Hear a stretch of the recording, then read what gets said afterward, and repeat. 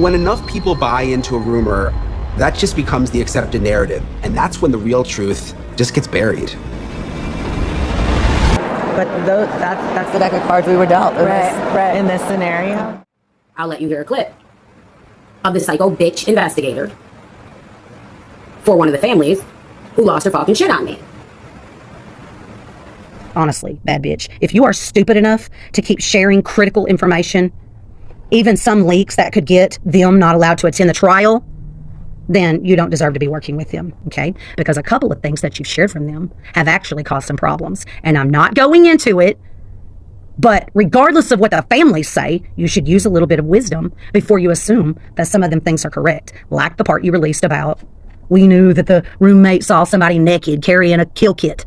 That is absolutely untrue. And he wasn't carrying a kill kit. I've repeatedly told you what it was, okay? Am I making myself clear, Jasmine? I ain't your little fucking buddy, okay? I saw something in you and decided to start supporting you. Even though your little motherfucking friends tried to loop me into a goddamn debate with you over on Andrew's page after I called and made him look like a dumbass on the phone. I knew of you, just didn't find your content good enough to watch it.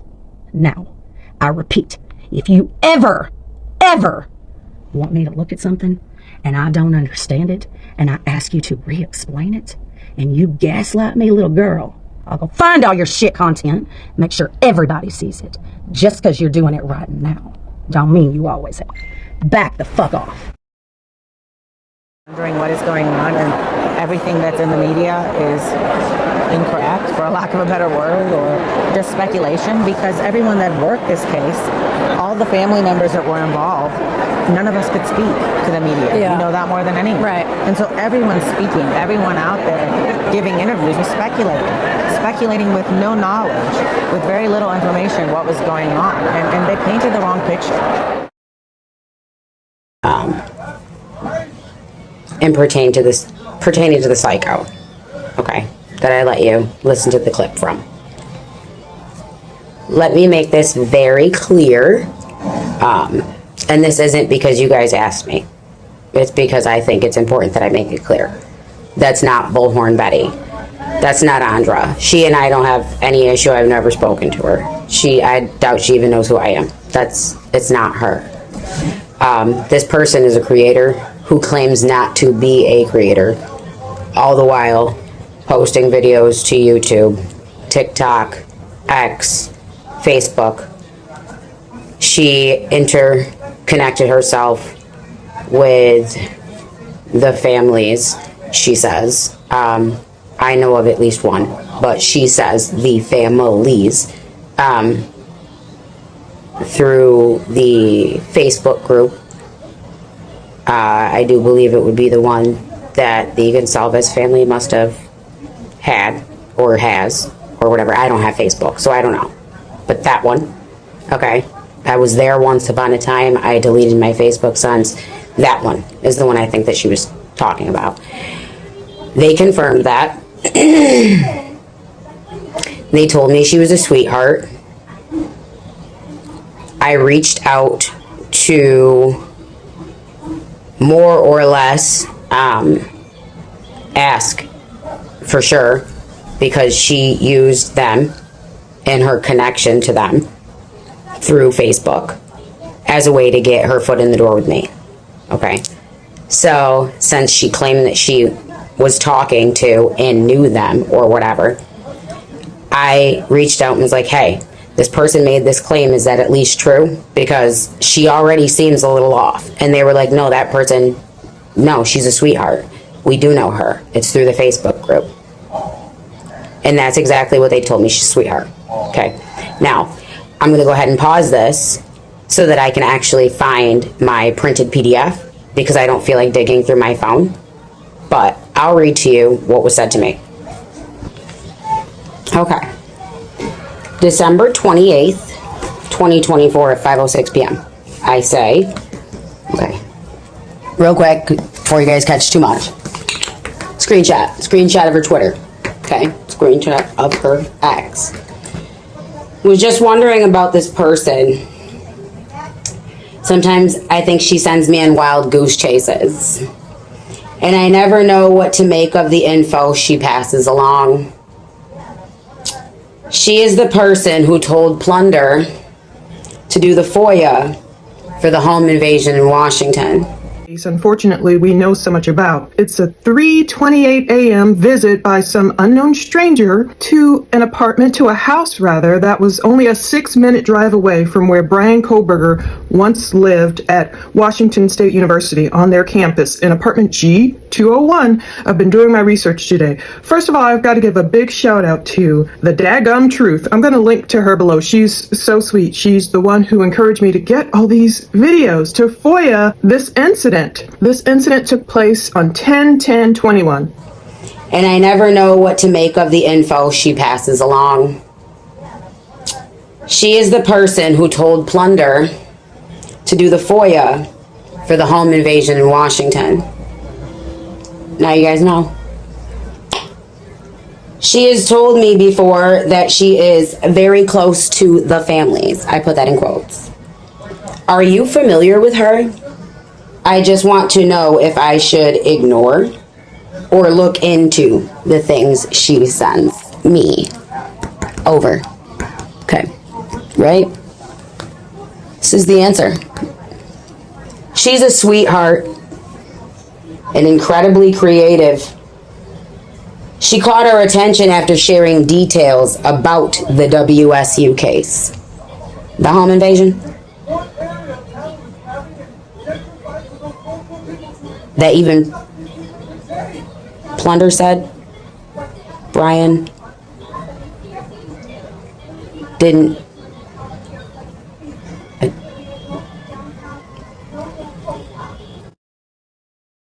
And finally, we have our voices back. Yeah, right. We're excited to tell the story.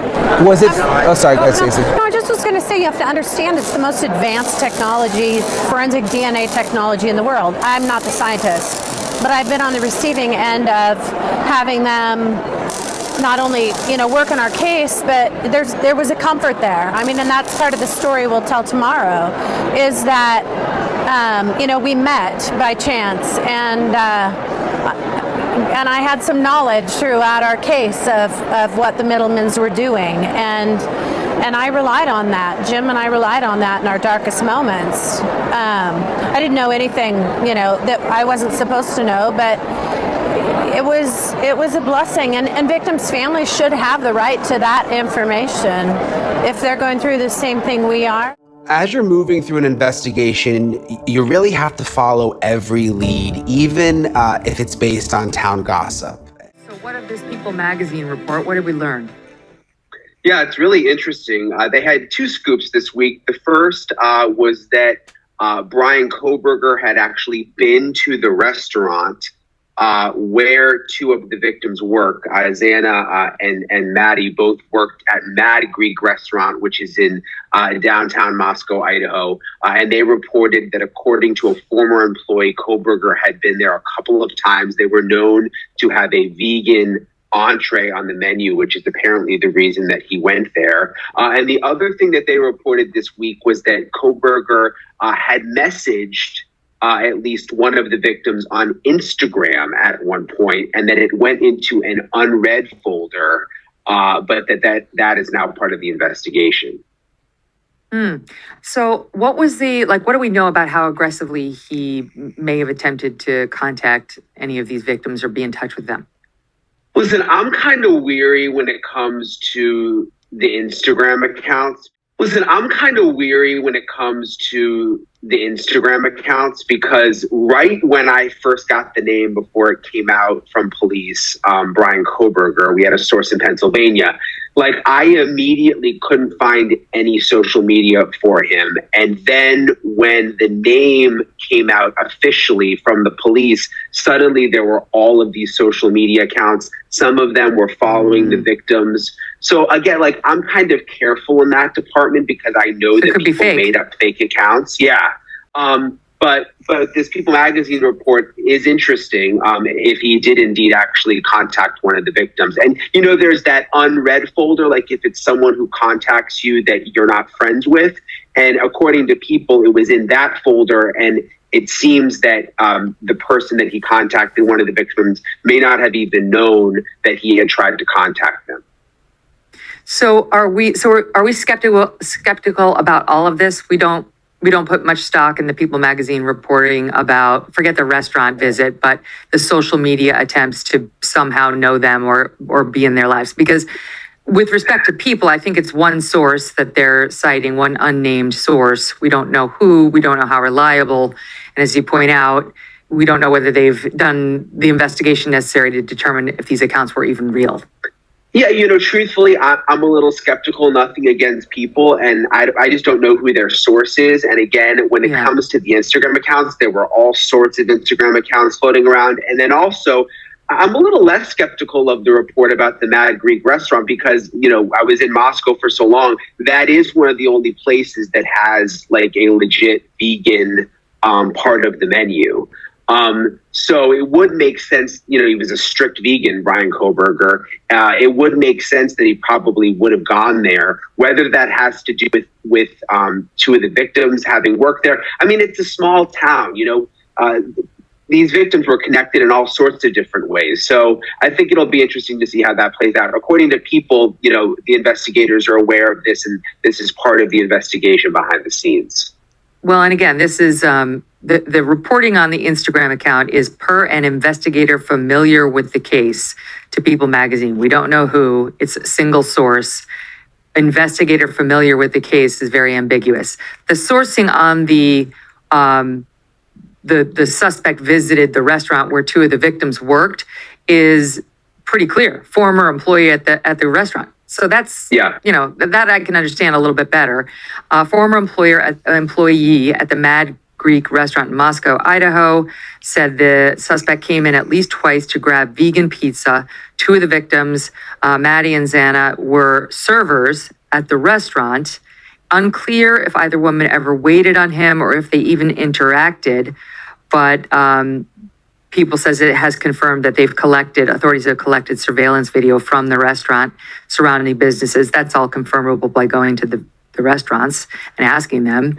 And this former employee telling People that there was nothing suspicious about him per se, but he stood out because he had a particular order, a strict vegan. He would check to make sure that his food had not come into any contact with animal products.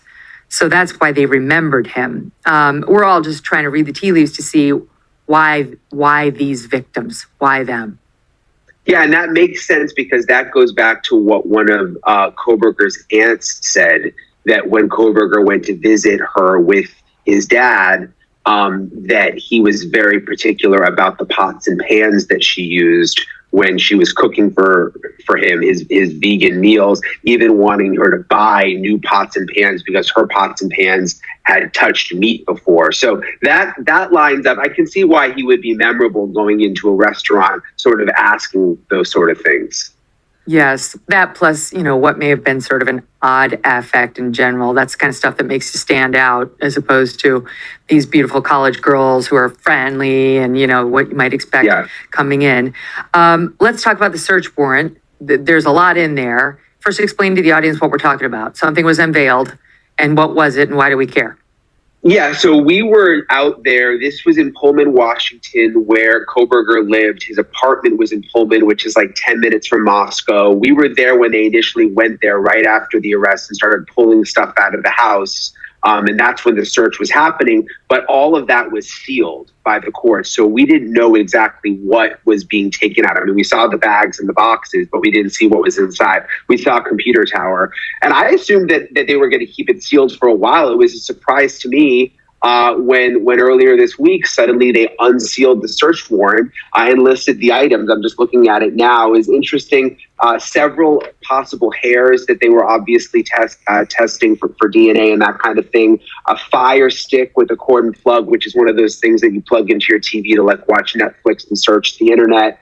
Several receipts, Walmart, Marshall's receipt, a black glove, a dust container from a vacuum, a computer tower, and then also a dark red spot. They don't use the term blood, but obviously we can, put the pieces together there.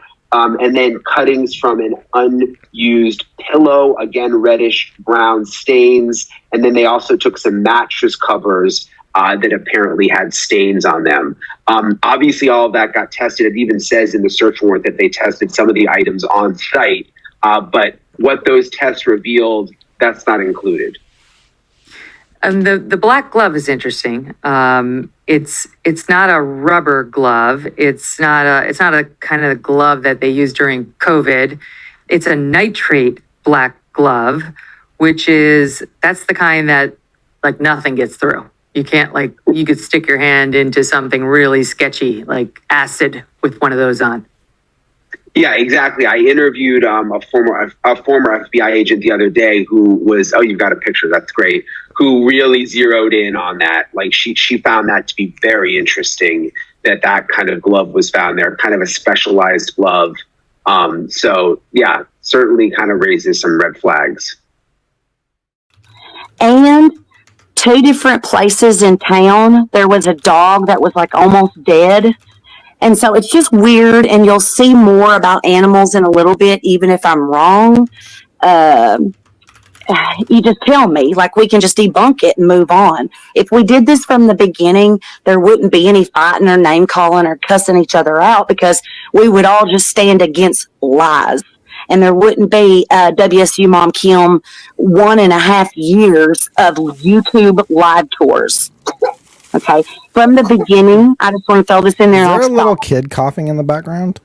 There he is. My grandbabies are sleeping. I was going to say, where's the little kid? Anyways, go on. Oh, so that. To be honest with you. So, don't expect it. Don't look for it. I don't feel bad about it. Okay? And at this point, I need someone to tell me. Separate the two things if you need to. Okay? Ignore third-hand share. Okay? Ignore her. She is a mess. Separate the two things. And please tell me how this woman on body cam footage, being the DoorDash driver, sways this needle at all toward guilt, toward innocence, toward anything. What the hell is that? And then I also want you to help me understand why the defense would file a motion in limine, as well as having attempted to suppress Dylan Mortensen with the bushy eyebrows on the man she does not know, but filed 0 motion to suppress this and 0 motion in limine regarding this DoorDasher. If this DoorDasher knows Brian and can identify Brian, because Dylan couldn't do none of that. So why even bother with the motion for suppression and the motion in limine of what she's got to say, but not argue the fact that, hold up, wait a minute, this person was friends with my client, so this person can very much identify my client if that is true. Where's the motion in limine or the motion to have tried to suppress that? Why did she not just try to destroy the credibility of this DoorDasher if this DoorDasher knows Brian? I'm sick to shit with this case. I pray to God there is not a continuance, because this right here needs to wrap it up. This doesn't deserve. It's not that Brian, in the wrongfulness of that, doesn't deserve a continuance. It's that for everyone to be out here misconstruing bullshit, ooh, this doesn't deserve a continuance. On 9/23, school had only been going on for 1 month and 1 day, and Brian had his first altercation with Professor Snyder. The very next day, he paid his ticket from 8/21 that he got pulled over when he was over 1 hour and 1 minute by 1122 King. He paid that late on 9/24. On 10/3, the faculty brought him in. Do you know what I would do if I had been following this case the whole time and I didn't know this stuff and I thought he was innocent? I would be so mad at those creators. I would never shut up about it. I would make sure every one of their subscribers knew that they kept me from the truth on purpose. Okay? That's what I'm trying to do in the Karen Reed case, actually. Darkness since the murder. to celebrate the lives of Kaylee Gonzalez and Madison Mogan on Friday. Our Vanessa Perez is here in studio with the family's reaction. Kirsten, Kohberger's arrest provided some light from the darkness since the murders took place mid-November. Stephen Gonzalez says he doesn't know if there is a direct connection between Kohberger and the victims, but believes more information will soon start coming out. Felt like a cloud was lifted off of us. I mean, it's like seeing sunlight after you've been stuck in a house for a month. It's just the beginning of the judicial process, but the Gonzalez family feels relief and comfort knowing a suspect is caught. As American citizens, to make sure that we follow this case all the way through and we see some justice and we identify these people and we put checks and balances in there so we can get these people off the street. Gonzalez says they'll be at each hearing as Kohberger faces murder charges. The family's attorney says he'll continue his support. Blake got into the judicial process, helping them out, asking any questions, figuring out how the prosecution is and the defense and answering and addressing all of those issues. So it's a long road ahead for the family. And me guiding them through this process. So they're hopeful Moscow police have the right suspect. The theme has always been that, they've kept a lot of information close to their vest, that they want not only want an arrest, but they want a conviction. So we're hopefully that they've dotted all their I's and crossed all their T's. And I think everyone will be interested in seeing what the probable cause affidavit says. The affidavit will reveal key details in the case. It won't be unsealed until Kohberger is back in Idaho. It definitely provided relief and comfort to know that things were progressing and all this torture of waiting had a purpose and a meaning. And it was it was right before her celebration of life. So that also added to, knowing that millions of people have had prayers for us. And in a bad case, in a bad situation, this is one of the best ways that we could have learned in the moments of learning it. Have you learned anything about how the police link this suspect to the crime? I think they've given our lawyer a little bit of background on how they put things together. I don't know about all the details, but we're still waiting and learning, and there is those lines of communications ongoing. Is there any indication at all that your daughter may have known this suspect? I think those things will come out. I don't know if there's a direct connection, but we're waiting to see, and we're learning every day we're learning something new. Let me bring in your lawyer, Mr. Gray. We are going to see this probable cause affidavit after he's sent back to Idaho. Kohberger sent back. What are you hoping to learn from it? Well, I hope we get some good evidence and some good information from the probable cause affidavit. It's the arrest. You have to have probable cause for the arrest, and having that information in that affidavit, it won't give us a full view of the case, but it'll give us some really good information about what hard evidence they have against the defendant in this case. What can you tell us about what the police have learned so far? Have they given you any more information as an attorney? Well, really right now what we're looking at is, now that we have a name and a face to this horrible crime, I think all of the families, including the Gonzalez family and all the other families, are looking for any connections there might be with any of the victims in the case. The Gonzalez family is looking hard at that, and we're going to be providing any information we have to the Moscow Police Department. Then they'll obviously make a decision on whether or not they want to release any of that information to the public based on the investigation. And Mr. Gonzalez, you'll be in court when the suspect arrives in Idaho? Yeah, we expect to be in court, and we'll probably take different schedules depending on who's available. But yes, there will be a Gonzalez representation in that courtroom almost every single day.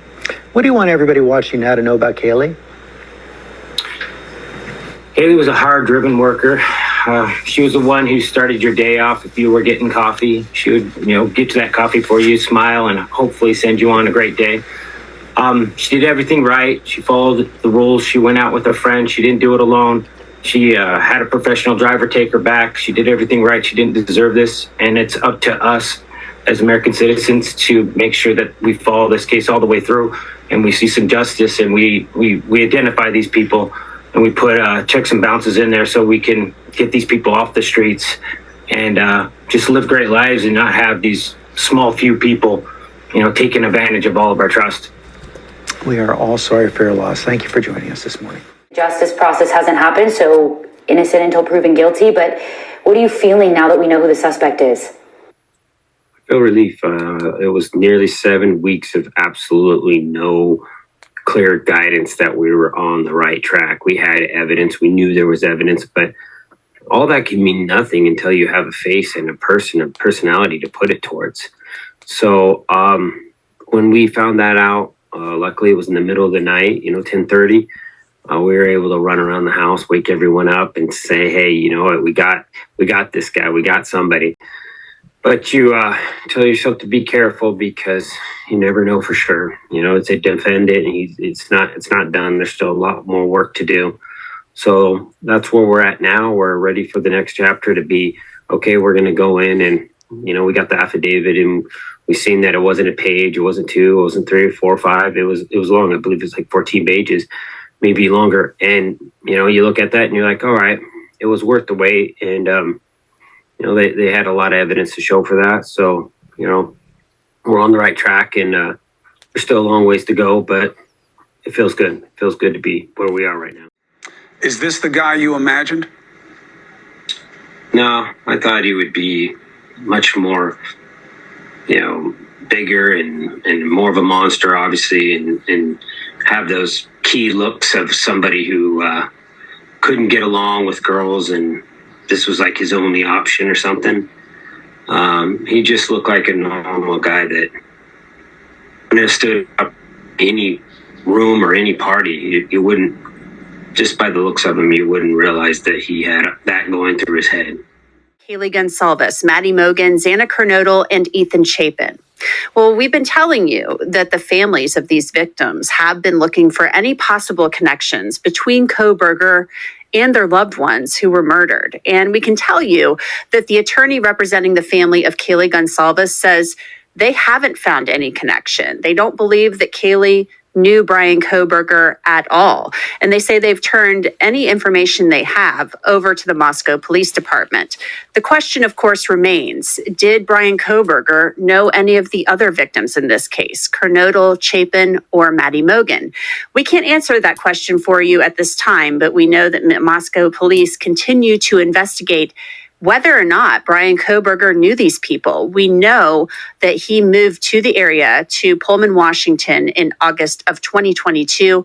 And according to that affidavit for probable cause that was submitted to the court to charge him with 4 counts of first-degree murder and 1 count of burglary, that they say cell phone data showed that he, or at least his phone, were in the area of the home where these students live at least 12 times between August and November 13th of last year.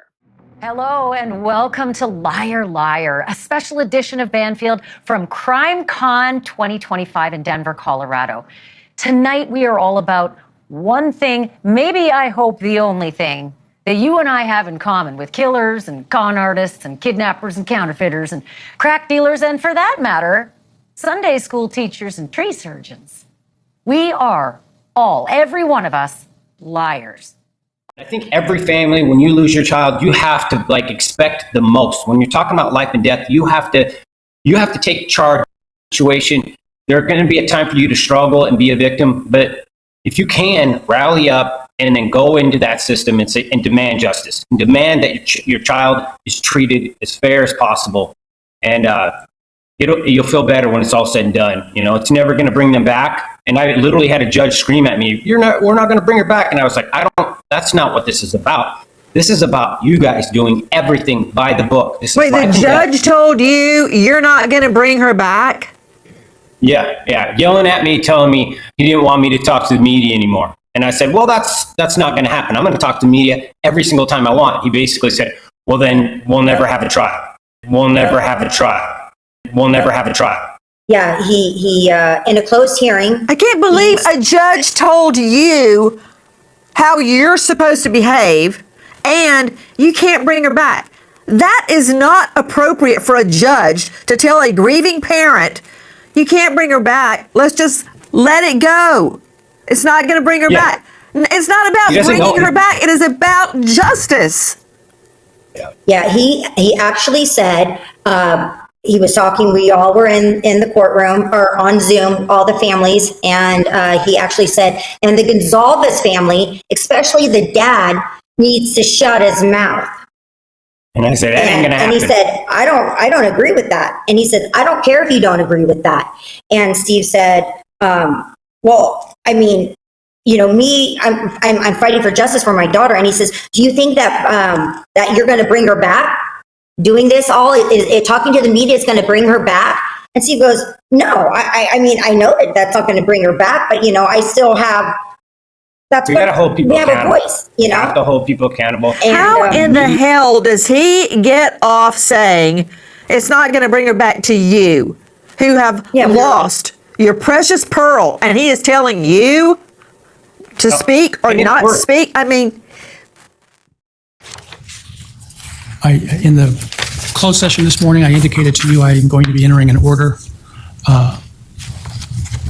requiring retention of records by the state, and I'm going to write another one extending that to the defense as it relates to violations of the non-dissemination order. I'm going to give you a copy of what that order is going to look like that I will execute likely over the lunch hour.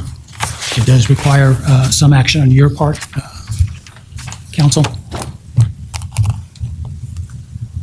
And as I indicated, I would be open to a request for a appointment of a special prosecutor, and that special prosecutor to ask for a magistrate inquiry so they have the power of subpoena and the power to question witnesses under oath, as well as the power to grant immunity. So I will be looking for that from you. And that one just deals with the state. I will get you one that deals with your side to preserve records, all right? All right, anything else? All right, thank you. Why don't we come back in about an hour, all right? We are all, every one of us, liars. But because Steve was very vocal, I was getting information from Gigi, which is it's a well-known name amongst people who cover this case on YouTube. She had reached out to me to let me know that Steve was very dangerous, he cannot be trusted, and gave me some crazy rumor that was going around of what happened that night, which I did not use on my channel because I need to see some proof. Is this on other social medias like Reddit, which you have to take that with a grain of salt. You know, I like to use interviews, news sources, research papers, books. That's where I get my information from. And yes, apparently after this had happened, an estranged daughter had come to light and started talking on social media. And a lot of people were upset about that, rightfully so. But let's be honest, we are all very well aware of baby mama drama. We don't know the situation. We don't know the dynamics. And to be fair, back in the 80s, they had the abandoned father syndrome because a lot of fathers would have babies with their partner and then just bounce, just dip, and didn't care. As time went, the status quo changed and now have fathers be held accountable. And now it's getting a little zealous at times, and some fathers are taking that as a power and control. We're not going to get into that. That's something totally different, but I just want to bring that in to bring some context. So, since then, the Goncalves have flipped. They are now pushing the narrative. They went to the first hearing wearing the death penalty shirt, how they are for that. And they have also helped spread disinformation about the case of Bryan Kohberger. One reason it could be is because the family could be threatened. Basically saying, you need to help us push this narrative of conviction in order to protect his family now. Not too crazy of a concept. I find it especially interesting how the coroner, Kathy, let us know about the wounds and how awful they were and how there was deep gouges and a lot of information about what she had saw, but we don't get very much details about everything else, which is that a warning to let people know to keep quiet? I did a video, Surviving the Survivor, and in that video, a former FBI agent just happened to be on the show who was just dropping in with 2 other guests. And he hinted out there that Steve sounds like he could be the actual killer. Was this a way for them to tell him to keep quiet, shut up, spreading a rumor about him? People having YouTube channels to spread rumors about him. Is that done because they actually believe it, or are they doing that because they want him to stop talking and stop doing his own investigation, because he does have his own lawyer and he did hire his own private investigator? And I will admit, he was doing things he probably shouldn't have by talking to witnesses. I'm sure he's not himself due to grief, due to this tragedy. So I will give him some of that leeway. But at the same time, you have to do things with some decorum, even though I would have a hard time myself, I would believe. I don't know what I would do if that happened with a family member.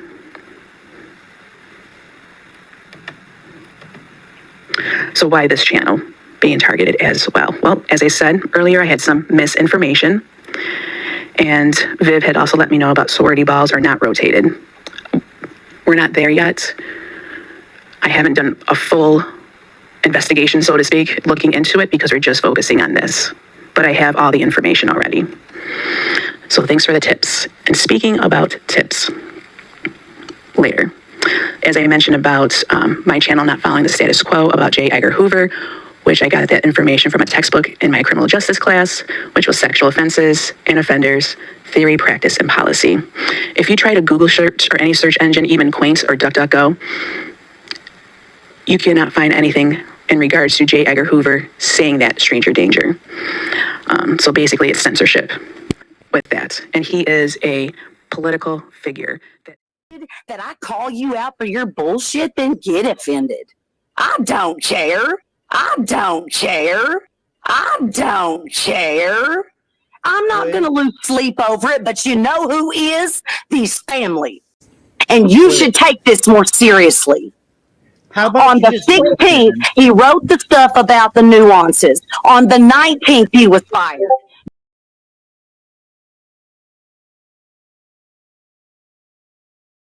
Nothing else happened after that.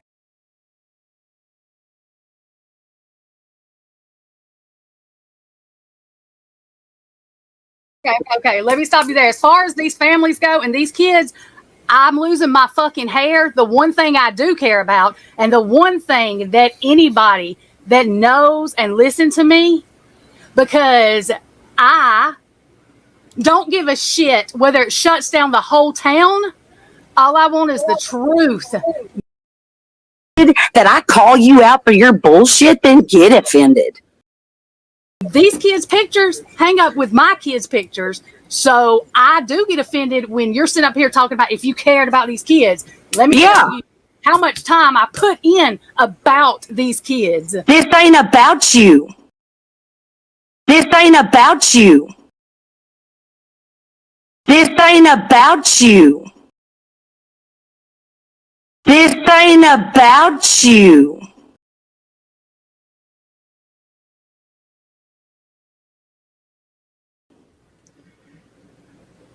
Twiz. Wait, but how do we know he was fired on the 19th? It ain't about you. It ain't about me. Wait, but how do we know he was fired on the 19th? Wait, but how do we know he was fired on the 19th? It ain't about Twiz. You're right. It's all about Twiz. So then who gives a shit how much time you put in? You can be out here and build the whole motherfucking ark, and if it never stops raining, then you don't need it. You just said that if you cared about these kids and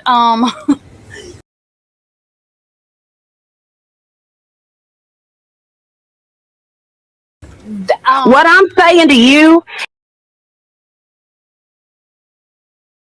is if you ain't got more respect, wait until I'm done talking.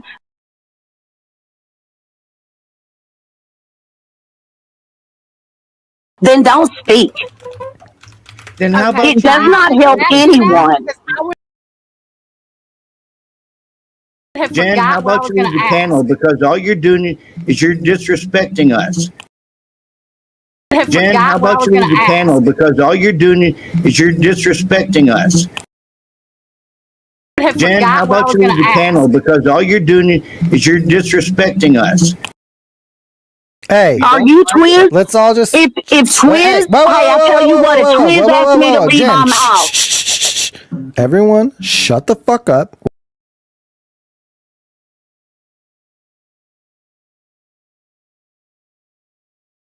We're here to have fun. Just chill the fuck out.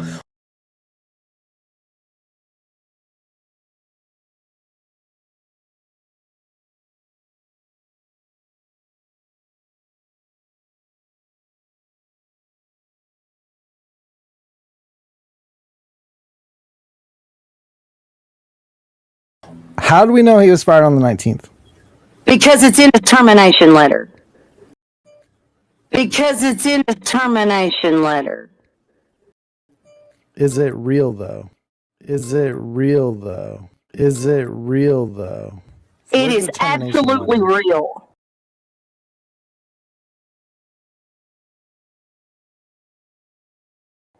Now, I am telling every single one of you that I'm gonna breathe, and all y'all motherfuckers are sitting around drinking, and my ass is motherfucking sober.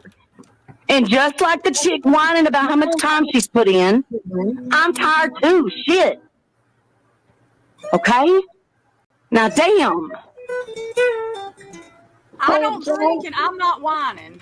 Jen, this is Sunny Spirit. I have been away from the case for a little while, and I'm just coming in trying to figure out what the heck's going on right now. Are you trying to say that I'm just confused? We still have a lot of questions about what happened. Also looking for answers is Kaylee's family. Kaylee's sister Olivia asked the public to stop spreading rumors about what happened and wait for the facts from police. And so it's just weird, and you'll see more about animals in a little bit, even if I'm wrong. You just tell me, like, we can just debunk it and move on. If we did this from the beginning, there wouldn't be any fighting or name calling or cussing each other out because we would all just stand against lies. And I literally had a judge scream at me, we're not going to bring her back. And I was like, that's not what this is about. This is about you guys doing everything by the book. Wait, the judge told you you're not going to bring her back? Yeah, yelling at me, telling me he didn't want me to talk to the media anymore. And I said, well, that's not going to happen. I'm going to talk to the media every single time I want. He basically said, well, then we'll never have a trial. Because they can tell you what to say. They're telling you what to think. There is nothing they can't do to you because they don't consider you human. They don't believe you have a soul. Do you know what I would do if I had been following this case the whole time and I didn't know this stuff and I thought he was innocent? I would be so mad at those creators. I would never shut up about it. I would make sure every one of their subscribers knew that they kept me from the truth.